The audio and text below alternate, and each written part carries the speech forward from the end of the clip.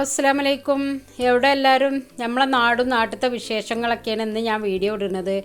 അപ്പോൾ ഇതൊക്കെ ഒന്ന് കണ്ടു നോക്കി. നമ്മൾ നിൽക്കുന്ന ഒരു സ്ഥലത്തുള്ള അവസ്ഥയാണിത്.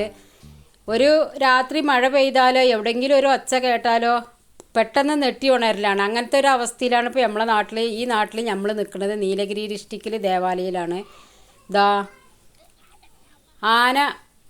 ആനനെ കൊണ്ടുള്ള ഒരു ശല്യമാണ് ഇപ്പോൾ ഇവിടെ എല്ലാവർക്കും ഭയങ്കരമായിട്ടുള്ളത് കേട്ടോ. നമ്മളെ വീട്ടിൻ്റെ മുറ്റത്തൊക്കെ വന്നത് തന്നെയായിരുന്നു. പക്ഷേ നമ്മളപ്പോഴത്തേനൊക്കെ ഗേറ്റൊക്കെ വെച്ചു. ഗേറ്റ് വെച്ചിട്ടൊന്നും കാര്യമില്ല, അതൊക്കെ ഇടിച്ച് പൊളിച്ച് വരും. ഒരു ചക്കൻ്റെ മണം കേട്ടാൽ മതി. ഇതിപ്പോൾ 2 ദിവസം മുമ്പ് വയലിക്ക് പണിക്ക് രാവിലെ വന്നതാണെന്നാണ് പറയണത്. ആന ചവിട്ടി കൊന്നതാണ്. പക്ഷെ ഓരോന്നും ഇതൊന്നല്ല അവസ്ഥ. നമുക്ക് കാണാനോ വീഡിയോ ഇടാനോ ഒന്നും പറ്റൂല. അങ്ങനെ ഇക്കാരം തല ചെതറിയിട്ടുണ്ടാവും, കാലുണ്ടാവില്ല, കൈ ഉണ്ടാവില്ല, ആളടയാളം അറിയാത്ത പോലെയൊക്കെ ഇക്കാരം. ഇപ്പം കഴിഞ്ഞ മാസമാണ് ഒരു ഭാര്യയും ഭർത്താവും 2 ആൾ ഇതുപോലെ തന്നെ. ഇതൊക്കെ കണ്ടാൽ നമുക്ക് സഹിക്കുമോ? തന്തയാണ് ഇപ്പോൾ ഇത് കരയണത്. മക്കൾ രാവിലെ വീട്ടിൽ നിന്ന് ഇങ്ങോട്ട് ഇറങ്ങി വരിക, പിന്നെ കാണുന്നതും കേൾക്കുന്നതും ഈ അവസ്ഥയാണ്. ഇതൊക്കെ നമുക്ക് സഹിക്കാൻ പറ്റാത്തൊരവസ്ഥയായി പോയി ഇപ്പോൾ ഇവിടെ.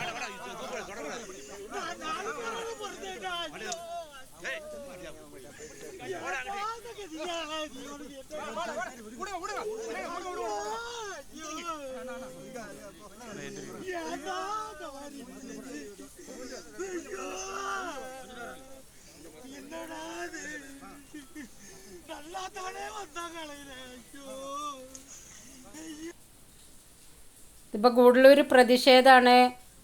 അതിനെ കെട്ടിപ്പൊയിഞ്ഞെടുത്തിട്ട് ഇപ്പോൾ അത് ഏറ്റിയിട്ട് കൊണ്ടുപോയിക്കാണ്ടാണ് ഇപ്പോൾ പ്രതിഷേധം ചെയ്തുകൊണ്ടിരിക്കുന്നത്. ഇങ്ങനെ കുറേ പ്രതിഷേധം റോഡിലൊക്കെ മറിയലൊക്കെ ചെയ്യും. ഒരു മരിച്ച ബോഡി എടുത്ത് വെച്ചിട്ട് പ്രതിഷേധം ചെയ്യുകയൊക്കെ ചെയ്യും. എന്താ അപ്പോൾ 2 ലക്ഷം 3 ലക്ഷം എന്നൊക്കെ പറഞ്ഞുകൊണ്ടൊക്കെ കൊടുത്തിരുന്നു.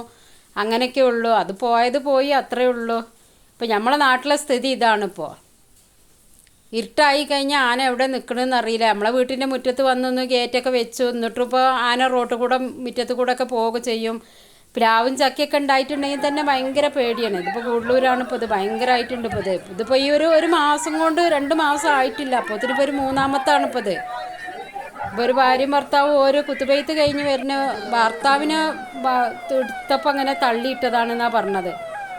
അത് ഭാര്യനെ എടുത്തിട്ട് അടിച്ച് കണ്ണും തലച്ചോറൊക്കെ ചെതറിപ്പോയിരുന്നു. അങ്ങനത്തെ ഒരവസ്ഥ. അങ്ങനെ കുറേ സംഭവം തന്നെ നടന്നുകൊണ്ടിരിക്കുന്നുണ്ട്. നമ്മളൊരു മഴയൊക്കെ പെയ്താലും എന്തെങ്കിലും ഒരു സൗണ്ട് കേട്ടിട്ടുണ്ടെന്നുണ്ടെങ്കിൽ നമുക്ക് പേടിയാണ്. ആന വന്നോ? എന്താ വെച്ചാൽ വാഴയും തെങ്ങും എല്ലാം ഉള്ളതല്ലേ, ചക്കയും മാങ്ങയൊക്കെ ഉണ്ട്. അപ്പോൾ നമ്മളിപ്പോൾ ഏതായാലും ഇനിയിപ്പോൾ പിലാവ് വെട്ടാന്നും പറഞ്ഞ് കുറേ ആയി. 2 കൊല്ലം തോല് വെട്ടിയിട്ടു. ഒരു ചക്കൻ്റെ പൂതിക്ക് ചക്ക കിട്ടിയില്ല.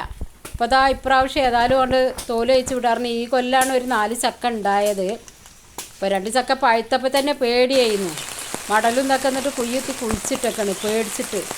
ഈ വേലിൻ്റെ അരുവ് കൂടെ സൈഡിൽ കൂടെ ഒക്കെ എപ്പോഴും ആന കയറി വരുന്നതാണ്. ഈ ചക്കൻ്റെ മണം കേട്ടാൽ തന്നെ ആന എങ്ങനെയും മതിലും വേലിയൊക്കെ ഉടച്ച് എങ്ങനെ ആയാലും വരും. അപ്പോൾ തോല് വെച്ചിട്ട് ഇല ഏതായാലും ഓല് കൊണ്ടുപോകും. അപ്പോൾ ഒന്ന് അതാണ് വെട്ടിയിടാമെന്നും പറഞ്ഞിട്ട് നിൽക്കണം. ഒരു ചക്ക നോക്കുമ്പോഴത്തേന് നമുക്ക് ജീവനാണ് വലുത്. നമ്മളെ നാട്ടിലത്തെ സ്ഥിതിഗതികൾ ഇങ്ങനെയാണ്. ഇവിടെ എങ്ങനെയാണ് എന്താ വെച്ചാൽ പാമ്പ് കടിച്ചാൽ നമ്മൾ മരിച്ചാലും കുഴപ്പമില്ല. പക്ഷെ പാമ്പിനെ കൊല്ലാൻ പാടില്ല, അത് കേസാവും. ആനനെയും മൃഗങ്ങളെയൊന്നും തൊടാൻ പാടില്ല.